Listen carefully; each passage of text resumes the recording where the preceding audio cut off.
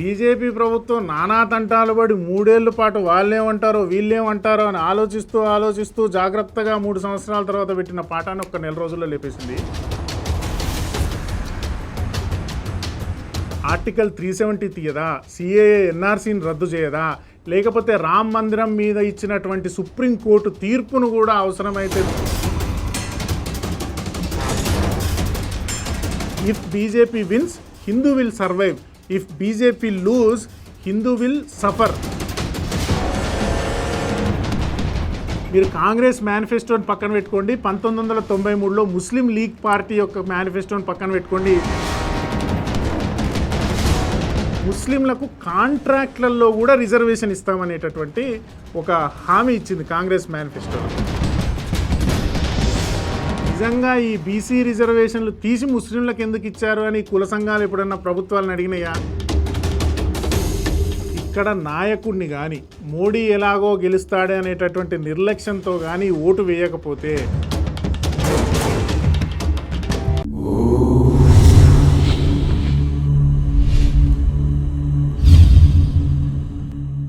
అందరికీ నమస్తే, జై శ్రీరామ్. నేను కళ్యాణ్ శివశక్తి. 2019 జూన్లో కర్ణాటకలో బీజేపీ ప్రభుత్వం ఏర్పడింది. బీజేపీ ప్రభుత్వం ఏర్పడినటువంటి 3 సంవత్సరాల తర్వాత కర్ణాటక స్కూళ్లలో ఉన్నటువంటి పాఠ్యాంశాల్లో ఆర్ఎస్ఎస్ వ్యవస్థాపకులు దేశభక్తుడైనటువంటి కేశవ బలిరామ్ హెగ్డేవార్ గారి యొక్క దేశభక్తి ప్రసంగాలు, స్పీచెస్ ఏవైతే ఉన్నాయో వాటిని పాఠ్యాంశాల్లో చేర్చారు. అయితే దీనికి కర్ణాటకలో ఉన్నటువంటి కాంగ్రెస్ ప్రభుత్వం కానీ, కాంగ్రెస్ నాయకులు, కమ్యూనిస్టు నాయకులు కానీ, ముస్లిం నాయకులు కానీ వ్యతిరేకించింది ఏంటంటే భగత్ సింగ్ యొక్క పాఠాలను తొలగించి హెగ్డేవార్ గారి యొక్క పాఠాలను బీజేపీ ప్రభుత్వము పాఠ్యాంశాల్లో చేర్చింది అని పెద్ద ఎత్తున గొడవ చేశారు.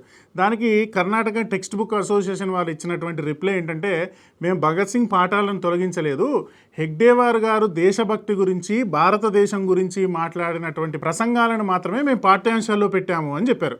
అయితే ఇది 2022 మేలో జరిగినటువంటిది. 1 ఇయర్ తర్వాత 2023లో బీజేపీ ప్రభుత్వం ఓడిపోయి కాంగ్రెస్ ప్రభుత్వం గెలిచింది. గెలిచినటువంటి 10 రోజుల్లో, అంటే మేలో కాంగ్రెస్ ప్రభుత్వం ఏర్పడితే జూన్లో హెగ్డేవార్ గారి యొక్క దేశభక్తి ప్రసంగాలను పాఠ్యాంశాలలో నుంచి నిర్ద్వందంగా, నిర్లజ్జగా తొలగించేశారు. కేవలం ముస్లింలు, కమ్యూనిస్టులు, క్రైస్తవులు వ్యతిరేకిస్తారు అనేటటువంటి ఏకైక కారణంతో హిందూ దేశభక్తుడైనటువంటి హెగ్డేవార్ పాఠాలను తొలగించింది కాంగ్రెస్ ప్రభుత్వం కర్ణాటకలో. ఇది ఒక అంశం. రెండో అంశము, షాబాను అనే ఒక స్త్రీ ఉంది, ముస్లిం స్త్రీ. ఆమె తన భర్త, తనకు 5 పిల్లలు పుట్టిన తర్వాత తన భర్త ఇంకొక అమ్మాయిని పెళ్లి చేసుకొని ఈ 5 పిల్లలతో సహా ఈ షాబాను బేగంని ఇంట్లో నుంచి తరిమేశాడు. ఎప్పుడు? 1985లో తరిమేస్తే ముస్లిం వివాహ చట్టం ప్రకారం, షరియా లా ప్రకారం ఒక భర్త ఎన్ని పెళ్ళిళ్ళైనా చేసుకోవచ్చు, దాన్ని వ్యతిరేకిస్తే భార్యను వదిలేయచ్చు, వ్యతిరేకించకపోయినా తనకి ఇష్టం లేకపోతే భార్యను ఇంట్లో నుంచి తరిమేసేయచ్చు. సో ఆమెకి ఏ విధమైనటువంటి భరణం ఇవ్వాల్సినటువంటి అవసరం లేదు ఇస్లాం వివాహ చట్టం ప్రకారం. అయితే ఈ చట్టం ప్రకారం ఆమెకు భరణం ఇవ్వలేదు, నాకు భరణం కావాలి అని 1985లో ఆవిడ సుప్రీంకోర్టుకి వెళ్ళి కోర్టులో కేసేసింది. 7 ఏళ్ళు సుదీర్ఘ పోరాటం చేసి 1992 ఐ థింక్ ఆ సమయంలో సుప్రీంకోర్టు ఒక తీర్పు ఇచ్చింది. ఈ షాబాను అనేటటువంటి ఆవిడకు భర్త ఖచ్చితంగా భరణం ఇవ్వాల్సిందే, ఇవ్వకపోతే ఈమె కానీ ఈమె 5 పిల్లలు కానీ ఏ విధంగా బతుకుతారు, ఈమెకు కూడా రాజ్యాంగ ప్రకారం సమానమైనటువంటి హక్కులు ఉన్నాయి, అందరి మహిళలతో పాటు ఈమె కూడా ఒక మహిళే అని చెప్పి సుప్రీంకోర్టు షాబాను బేగంకి సమర్థిస్తూ ఆమె భర్తని దీనికి భరణం ఇవ్వాల్సిందే, మీ ఆవిడని ఇంట్లో నుంచి వెళ్ళగొట్టడమే కాదు, ఈమె జీవితానికి సంబంధించి, ఈమె ఫ్యూచర్కి సంబంధించి బాగోగులు నువ్వు చూడాల్సిందే అని చెప్పేసి ఒక తీర్పు ఇచ్చింది. అప్పుడు భారతదేశంలో ఉన్నటువంటి ముస్లిం సంఘాలు, ఈ ముస్లిం పర్సనల్ లా బోర్డు వెంటనే కాంగ్రెస్ ప్రభుత్వం దగ్గరికి వెళ్ళిపోయి ఈ విధమైనటువంటి తీర్పు ద్వారా మా షరియా చట్టానికి వ్యతిరేకంగా ఉంటుంది, మా ముస్లిం పర్సనల్ లా బోర్డుకి, మా ముస్లిం మ్యారేజ్ యాక్ట్కి ఇబ్బంది, మా షరియా చట్టానికి, మా ఇస్లాంకి ఇది విరుద్ధం, మేము ఎంతమంది పెళ్ళాలనైనా పెళ్లి చేసుకోవచ్చు, ఎంతమందినైనా ఇంట్లో నుంచి తరిమేయచ్చు, వాళ్లకు భరణం ఇవ్వాలా ఇవ్వకూడదా అని భారతదేశంలో ఉన్నటువంటి చట్టాలు, కోర్టులు మాకు చెప్పాల్సిన అవసరం లేదు, మా ఇస్లాంని సమర్థిస్తూ మీరు చట్టం చేస్తారా, సుప్రీంకోర్టు తీర్పును రద్దు చేస్తారా చేయరా అని కాంగ్రెస్ ప్రభుత్వం దగ్గర గొడవ చేస్తే కాంగ్రెస్ ప్రభుత్వం వితిన్ ద 6 months ఆ సుప్రీంకోర్టు తీర్పును వ్యతిరేకంగా ముస్లింలు వాళ్ళ భార్యల్ని పిల్లలతో సహా ఇంట్లో నుంచి వెళ్ళగొట్టేసిన వాళ్లకు భరణం ఇవ్వాల్సినటువంటి అవసరం లేదు అని కాంగ్రెస్ ప్రభుత్వం చట్టం చేసింది. ఆ చట్టం ఎఫెక్ట్ ఏంటంటే ఒక్కొక్కరు నలుగురిని చేసుకోవడం, 10 మందిని కనడం. ఇప్పుడు భారతదేశ జనాభా విపరీతంగా పెరగడం. ఇవాళనే ఒక న్యూస్ వచ్చింది, హిందూ జనాభా 8% తగ్గితే ముస్లిం జనాభా 43% పెరిగింది అనేటటువంటిది. ఇవాళనే కొన్ని స్టాటిస్టిక్స్ న్యూస్ కూడా బయటకు వచ్చింది. అంటే ఈ విధమైనటువంటి చట్టం చేయడానికి 7 ఏళ్ళు ఆమె చేసినటువంటి పోరాటం కానీ, భారతదేశంలో అత్యున్నత న్యాయస్థానం ఇచ్చిన తీర్పు కానీ జస్ట్ 6 నెలల్లో డస్ట్బిన్లోకి వెళ్ళిపోయినాయి. ఇట్లాంటిదే ఇంకో అంశము మత హింసా నిరోధక bill, anti communal violence act 2013లో సోనియా గాంధీ పెట్టనమాట ఈ చట్టం ప్రకారం ఏంటంటే భారతదేశంలో ఉన్నటువంటి ఏ హిందూ అయినా సరే తను వినాయక చవితి చేసుకోవాలనుకున్నా, ఇంట్లో బోనాలు చేసుకోవాలనుకున్నా, ఊర్లో గంగానమ్మ జాతర చేసుకోవాలనుకున్నా వీధి చివర ఉన్నటువంటి ముస్లిం పర్మిషన్ ఇవ్వాలి, లేకపోతే అపార్ట్మెంట్ పైన ఉన్నటువంటి క్రిస్టియన్ యొక్క పర్మిషన్ ఇవ్వాలి. వాళ్ళ దగ్గర నుంచి నో అబ్జెక్షన్ సర్టిఫికేట్ తెచ్చుకుంటేనే వాళ్ళ ఇంట్లో స్వేచ్ఛగా పండుగలు చేసుకోగలరు. ఈ చట్టాన్ని చాలా తీవ్రంగా బీజేపీ కనుక 2013లో వ్యతిరేకించకపోతే భారతదేశంలో ఇప్పుడు హిందువులు బానిసల్లాగా బతికేవాళ్ళు.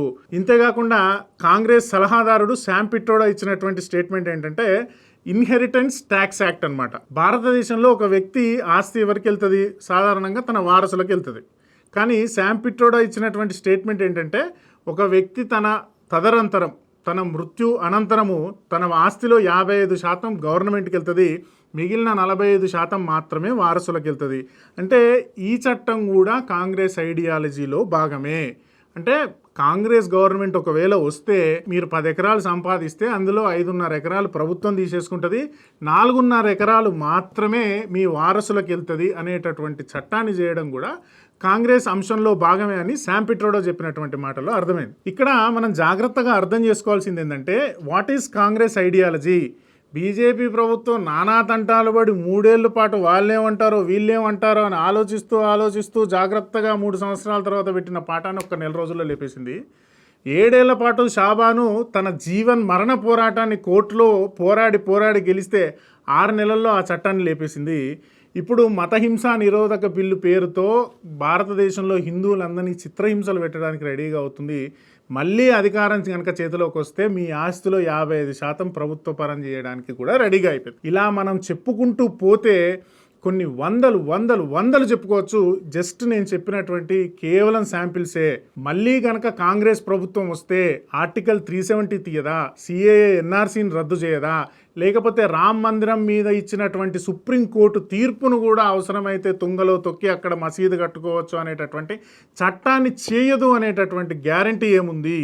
ఇది ప్రతి ఒక్క హిందువు ఆలోచించాలి.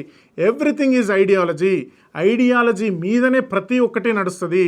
మీరు నమ్మినా నమ్మకపోయినా ఐడియాలజీ మీదనే భావితరాలు ప్రభావితం అవుతాయి. కాంగ్రెస్ ప్రభుత్వం, నెహ్రూ ప్రభుత్వము కాశ్మీర్ మీద తీసుకున్నటువంటి దుర్మార్గమైన నిర్ణయాల వల్లనే 30 లక్షల మంది కాశ్మీరీ హిందువులు కాశ్మీర్ నుంచి తరిమివేయబడ్డారు.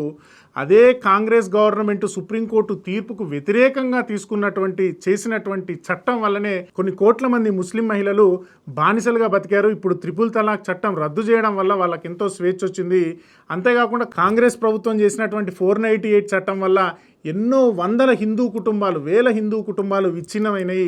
Everything is ideology. నువ్వు ఏం ప్రచారం చేస్తున్నావు, ఏ చట్టం చేస్తున్నావు, సమాజాన్ని ఏ కోణంలో చూడాలనుకుంటున్నావు అనేటటువంటి దాన్ని ప్రతి ఒక్కరూ జాగ్రత్తగా అర్థం చేసుకోండి. అదే బీజేపీ ఐడియాలజీ అయితే బీజేపీ చేసిన సిఏఏ చట్టం వల్ల విదేశాల నుంచి శరణార్థులుగా భారతదేశంలోకి వచ్చినటువంటి ఎన్నో లక్షల మంది హిందువులు ఇక్కడ స్వేచ్ఛగా ఆనందంగా బతుకుతున్నారు. బీజేపీ చేసినటువంటి 370 వల్ల ఎన్నో లక్షల మంది కాశ్మీరులు ఇప్పుడు కాశ్మీర్లో ఉన్నటువంటి హిందువులు చాలా ఆనందంగా బతుకుతున్నారు. వివిధ ప్రాంతాల నుంచి మళ్ళీ కాశ్మీర్కి వెళ్ళి తమ స్వంత ప్రదేశానికి ఊరికి వెళ్ళి అక్కడ వ్యాపారాలు చేసుకుంటున్నారు. కాశ్మీర్లో టూరిజం డెవలప్ అయింది. అదే బీజేపీ చేసినటువంటి ఏ చట్టం వల్లనైనా సరే భారతదేశ ప్రజలకు మంచే జరుగుతోంది, కానీ భారతదేశ ప్రజలను విచ్ఛిన్నం చేసేటటువంటి ఐడియాలజీ బీజేపీలో ఉండదు. ఈ మతహింస నిరోధక బిల్లు కూడా బీజేపీ చాలా తీవ్రంగా వ్యతిరేకించింది. అయితే ఇక్కడ ఐడియాలజీని ఇంప్లిమెంట్ చేయాలంటే ఏం కావాలి? నెంబర్ కావాలి. పార్లమెంట్లో నెంబర్ కావాలి. అల్టిమేట్గా కావాల్సినటువంటిది number. If BJP wins, Hindu will survive. If BJP lose, Hindu will suffer. డెఫినెట్గా హిందూ విల్ సఫర్. నువ్వు ఏ క్యాస్ట్, నువ్వు ఎస్సీయా, ఎస్టీయా, ఓసీయా, బీసీయా, కాంగ్రెస్ ఇప్పుడు వేసేటటువంటి కుక్క బిస్కెట్ ఏంటంటే కులాల ప్రకారంగా మిమ్మల్ని లెక్కలు కడతాము. మీరు ఎంతమంది, మీ కులపోళ్ళు ఎంతమంది, రెడ్లు ఎంతమంది, కమ్మలు ఎంతమంది, బీసీలు ఎంతమంది, ఓసీలు ఎంతమంది అనేటటువంటి లెక్కలు కడతాము అనేటటువంటి ఒక బిస్కెట్ వేసింది. కానీ హిందూ అనేటటువంటి సొసైటీయే ప్రమాదంలోకి వెళ్తుంది. మీరు కాంగ్రెస్ మేనిఫెస్టోని పక్కన పెట్టుకోండి, 1993లో ముస్లిం లీగ్ పార్టీ యొక్క మేనిఫెస్టోని పక్కన పెట్టుకోండి. సుమారుగా ఈ కాపీ ముస్లిం లీగ్ పార్టీ మేనిఫెస్టో జిరాక్స్ తీస్తే కాంగ్రెస్ మేనిఫెస్టో వెళ్ళినట్టుగా ఉంటుంది. అంటే ఇక్కడ హిందూ యొక్క జీవన్ మరణ పోరాట సమస్యగా కాంగ్రెస్ మేనిఫెస్టో తయారు చేసింది. ముస్లింలకు ఏ విధంగా అయితే ఇవ్వాలి, అసలు అన్నిటికంటే దుర్మార్గమైనటువంటి విషయం ఏంటంటే ముస్లింలకు కాంట్రాక్ట్లలో కూడా రిజర్వేషన్ ఇస్తామనేటటువంటి ఒక హామీ ఇచ్చింది కాంగ్రెస్ మేనిఫెస్టోలో. కాంట్రాక్ట్లు అంటే ఇప్పుడు జనరల్గా బయట ఎక్కడైనా మనం రోడ్లు వేయడానికి కానీ బిల్డింగులు కట్టడానికి కాంట్రాక్ట్లకు బిడ్లు వేస్తారు కంపెనీస్ వాళ్ళు. అందులో బిడ్ ఓపెన్ చేస్తేనే అందులో ప్రైస్ ఎంత, పేరేంటి కనబడుతుంది. అట్లా కాదు, ముస్లింలకు సపరేట్గా బిడ్ వేయడానికి రిజర్వేషన్ పెడతాననేటటువంటి ఒక బిస్కెట్ కూడా వేసింది కాంగ్రెస్ ప్రభుత్వం దేశాన్ని విచ్ఛిన్నం చేయడానికి, ప్రజల్ని విచ్ఛిన్నం చేయడానికి. అంటే ఒకసారి మీరు ఆలోచించుకోండి. రీసెంట్గా బీసీజేఏసీ కూడా ఒక ప్రెస్ మీట్ పెట్టి చెప్పింది మా మద్దతు కాంగ్రెస్కే అని. మీ మద్దతు కాంగ్రెస్కే అని ఇట్లా కుల సంఘాలకు డబ్బులు ఇచ్చి వీళ్ళు వెనక ఉండి కొంతమంది నడిపిస్తున్నారు. కానీ నిజంగా ఈ బీసీ రిజర్వేషన్లు తీసి ముస్లింలకు ఎందుకు ఇచ్చారు అని కుల సంఘాలు ఎప్పుడన్నా ప్రభుత్వాలను అడిగినాయా? అడగవు. వీళ్ళ కులాలలో ఉన్నటువంటి వాళ్ళ రిజర్వేషన్లు తొలగించి తగ్గించి ముస్లింలకు రిజర్వేషన్లు ఇచ్చినప్పుడు ఈ బీసీ సంఘాలు మాట్లాడవు. కానీ ఇప్పుడు వీళ్ళ కులగణన చేసి వీళ్ళకు రిజర్వేషన్లు ఇస్తాము అంటే మాత్రం తోకూపుకుంటూ వెళ్ళిపోయాయి. అంటే ఇది ఖచ్చితంగా దీంట్లో ఒక కుట్ర ఉంది అని చెప్పి ప్రతి ఒక్కరూ అర్థం చేసుకోవాలి. హిందువుల్ని కులాల వారీగా విభజించే వారి వైపు దయచేసి కన్నెత్తి కూడా చూడకండి. హిందువులుగా ఉండడానికే ప్రయత్నం చేయండి. లేకపోతే భావితరాలలో హిందువు అని చెప్పుకోవడానికి కూడా ఎవడు ఉండడు. అంతేకాకుండా కొంతమంది రీసెంట్గా చెప్తున్నారు ఈ మధ్య ఓటింగ్ పర్సంటేజ్ కూడా తగ్గుతుంది. ఎందుకంటే అన్న ఎట్లాగో మోడీ గెలుస్తాడు కదా, ఇక మనం ఓటేసినా ఓటేయకపోయినా మోడీ గెలుస్తాడు, సెలవులు వచ్చినాయి కదా, జస్ట్ అట్లా జాలీగా ట్రిప్ వేసేద్దాం. లేకపోతే ఈ నాయకుడు అంటే నాకు నచ్చదన్న, ఈ నాయకుడు మనకేం చేయలేదు, మనకేం ఇవ్వలేదు, ఇట్లాంటి నాయకుడిని మనం ఎందుకన్నా ఈసారి లైట్ తీసుకుందాం. ఇక్కడ నాయకుడిని కానీ మోడీ ఎలాగో గెలుస్తాడే అనేటటువంటి నిర్లక్ష్యంతో కానీ ఓటు వేయకపోతే ఒక్క ఓటుతో ఓడిపోయినా ఓడిపోయినట్టే, ఒక్క ఓటుతో మెజారిటీ రాకపోయినట్టే. పార్లమెంట్లో కావాల్సింది 272 సీట్లు, 71 కాదు. దయచేసి ప్రతి ఒక్కరూ గుర్తుపెట్టుకోండి, ఖచ్చితంగా ఓటు వేయండి. గుండెల మీద చేసుకుని ఆలోచించండి. భారతదేశానికి, భారతీయ సంస్కృతి సాంప్రదాయాలకి, హిందుత్వానికి ఏ పార్టీ అయితే సపోర్ట్ చేస్తుందో, హిందువుల్ని కులాల వారీగా విభజించి మైనారిటీ అప్పీజ్మెంట్, ముస్లిం లీగ్ పార్టీ లాంటి పార్టీల మేనిఫెస్టోలు జిరాక్స్ తీసే పార్టీ ఏంటో ఆలోచించండి. ప్రతి ఒక్కరూ నిర్లక్ష్యం వహించకుండా బయటికి వెళ్ళి ఓటేయండి. మన దేశాన్ని, మన హిందూ సమాజాన్ని కాపాడేటటువంటి పార్టీలను గెలిపించుకోండి. జై శ్రీరామ్, భారత్ మాతాకి జై.